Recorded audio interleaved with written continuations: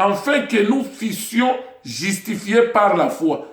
Donc quand on dit que la loi était comme un pédagogue, or les pédagogues dans l'éducation grecque, ils s'occupaient des enfants, des mineurs, jusqu'à leur majorité. Donc cela revient à dire, tous les partisans de la loi, ils étaient des enfants, ils étaient des mineurs. Maintenant, la loi devrait les entretenir comme un pédagogue jusqu'à ce que Christ va venir, mourir et ressusciter pour que la grâce prenne maintenant la relève. Quand la grâce prenne la relève, c'est que la personne n'est plus mineure, elle devient mature. Mais maintenant, toi qui es censé être mature, vivre dans la dispensation de la grâce, maintenant tu veux retourner dans la loi, dans la méritocratie. Tout ce que nous allons faire pour Dieu, tout ce que nous allons accomplir pour Dieu, il y a des versets qui disent que vos œuvres vont vous suivre. Il y a des versets qui disent que voilà, nous serons couronnés à cause de tout ce que nous aurons fait pour Dieu sur terre. Mais la Bible dit, quand nous allons nous rendre compte que tout ce que nous avons fait pour Dieu sur la terre, tout ce que nous avons accompli comme ministère, tout ce que nous avons fait pour Dieu, pour les autres, et aujourd'hui nous sommes couronnés, mais nous allons comprendre que c'est Christ qui opérait tout en tous. Et nous allons encore lui poser la question comme les 24 vieillards pour dire, mais pourquoi maintenant cette couronne? Parce que c'est toi qui faisais tout, c'est toi qui opérais tout. Nous, on n'était que des étiquettes. On n'était que des simples instruments, des vases par lesquels toi tu passais pour enseigner. Toi tu passais pour faire des miracles. Toi tu passais pour guérir les malades. Tu passais pour délivrer les gens. Tu passais pour que les gens retrouvent la consolation dans des cantiques, dans des prières, dans beaucoup de choses. Tu nous bénissais matériellement, financièrement pour soutenir ton œuvre. Moi, je pensais que c'est moi qui faisais, mais c'est toi qui faisais au travers de moi. Mais pourquoi vous me donnez cette couronne? Je ne la mérite pas. Et nous allons faire comme les 24 vieillards, restituer maintenant la couronne pour dire, c'est toi qui mérites l'honneur, la gloire, la louange, l'adoration au siècle des siècles. C'est ça la bonne nouvelle de l'évangile. La foi, verset 25, étant venu, nous ne sommes plus sous ces pédagogues, nous ne sommes plus sous la loi. Car vous êtes fils de Dieu par la foi en Jésus-Christ. Vous tous qui avez été baptisés en Christ, vous avez revêtu Christ. Il n'y a ni juif ni grec, il n'y a ni esclave ni libre, il n'y a ni homme ni femme, car vous tous vous êtes un en Christ. Et si vous êtes en Christ, vous êtes donc la postérité d'Abraham, héritier selon la promesse. Quand vous prenez 2 Corinthiens, chapitre 3, les versets 7 et le verset 9, on appelle la loi le ministère de la mort et de la condamnation. Parce que la loi va te montrer toujours les mauvais côtés des choses. Ta défaillance. La loi n'est pas venue pour plébisciter l'homme, pour dire que tu m'as accompli quand même à 90%, quand même c'est très bien. Non, la loi vient seulement pour te montrer là où tu as échoué. Pour que tu dises, mais là, maintenant j'ai fait mon effort, maintenant j'ai échoué seulement à ça. Et la loi viendra seulement pointer du doigt là où tu as échoué. Ministère de la mort et de la condamnation. La loi est venue seulement pour te condamner, te sanctionner. Comme ça, tu vas dire, si tel est le cas, alors je n'en peux plus. Là, c'est bon. Tu es arrivé. Le but de la loi est atteint. Et là, maintenant, tu implores la grâce et la miséricorde de Dieu. Et c'est là où la grâce vient. J'ai fini par Romains chapitre 7. Vous allez lire à la maison tous les chapitres, du 1er jusqu'au verset 25. Il dit, ignorez-vous frères, car je parle à des gens qui connaissent la loi, que la loi exerce son pouvoir sur l'homme aussi longtemps qu'il vit? C'est une question. Verset 2. Ainsi, une femme mariée est liée par la loi à son mari tant qu'il est vivant. Une femme mariée est liée à son mari par la loi tant qu'il est vivant. Mais si le mari meurt, elle est dégagée de la loi qui l'a liée à son mari. Verset 3. Si donc, du vivant de son mari, elle devient la femme d'un autre homme, elle sera appelée adultère. Mais si le mari meurt, elle est affranchie de la loi, de sorte qu'elle n'est point adultère en devenant la femme d'un autre. Maintenant, écoute l'explication maintenant de ces versets. Verset 4.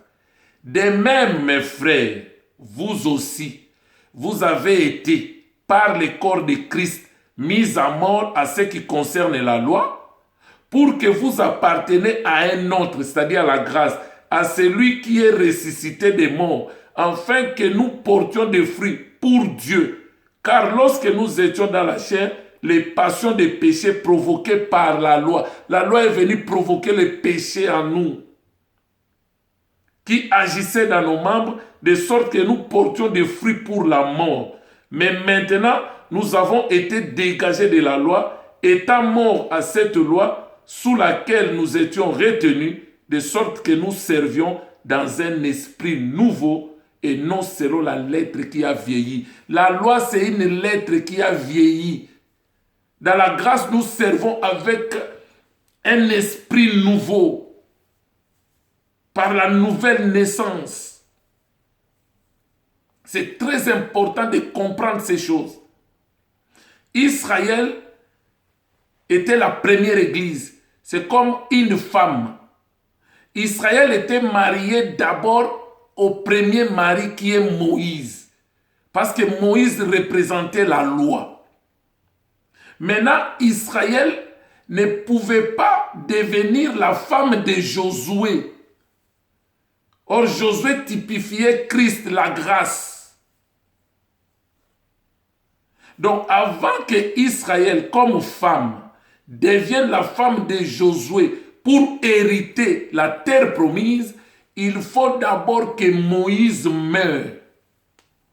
Or, quand Moïse est mort, c'est ça la loi qui est mort. Donc, c'est ça le premier mari qui est mort. Maintenant, la femme qui était liée au premier mari, à Moïse par la loi, cette loi-là n'aura plus d'influence sur elle. Maintenant, cette femme, quand elle devient maintenant la femme de Josué et notre mari, la grâce, on ne peut pas la traiter d'adultère. C'est ça ce que veut dire ce verset.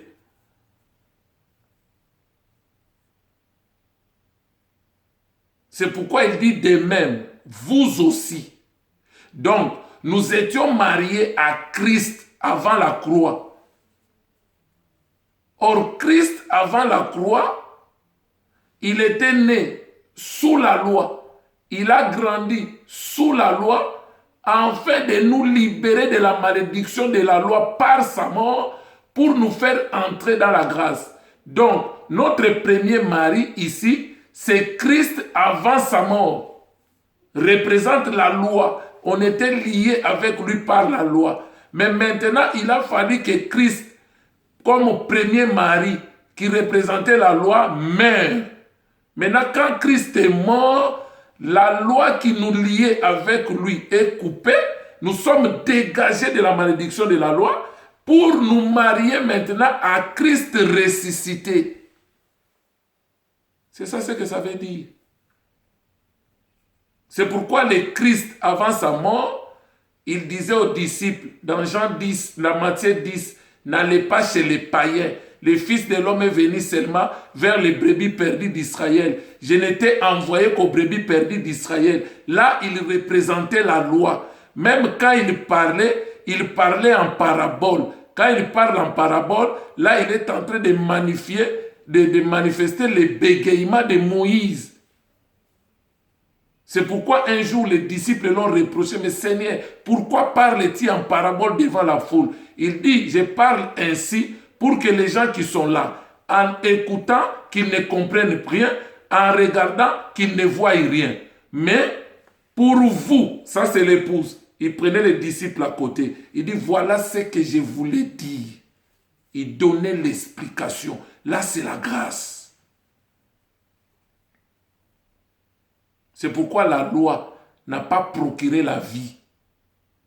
Parce que Moïse, c'était le bégaiement. Or, quand on bégaye, on n'explique pas bien les choses. Et Moïse, c'était normal qu'il bégaye parce qu'il n'était pas le législateur. Donc, c'est comme nous disons, ne peut interpréter une écriture que celui qui l'a écrit. Or, celui qui avait écrit la loi, ce n'était pas Moïse. Mais on lui a donné d'interpréter, il n'a pas pu interpréter. Raison pour laquelle la loi n'a pas procuré la vie. Mais quand Christ est venu, maintenant c'est lui le législateur, c'est lui-même qui a donné cette loi, il va maintenant l'interpréter. Et quand il interprète la loi, c'est alors que la loi donne la vie. Parce que la loi n'est pas mauvaise. La loi est bonne, elle est parfaite, elle est sainte. Donc, chers bien-aimés, chers prédicateurs, je vous en supplie, dans l'amour du Seigneur, prêchez la grâce. Ne prêchez pas la méritocratie dans la dispensation de la grâce. Dans la grâce, nous nous appuyons sur tout ce que Christ a fait pour nous. Parce qu'à la croix, Jean 19, le verset, je crois, 30, il a dit, tout est accompli. L'homme n'a rien à ajouter. Nous nous appuyons sur tout ce que Christ a fait pour nous. Et non sur ce que nous accomplissons pour Dieu. C'est ça la pensée de la grâce.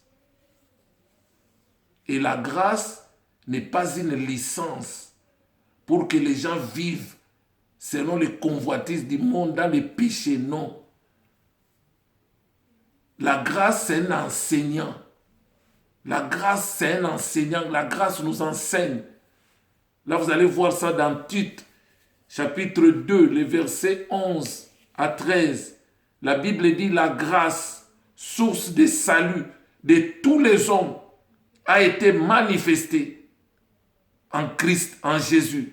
Maintenant, cette grâce nous enseigne à renoncer à l'impiété, à la convoitise de la chair, la convoitise du monde.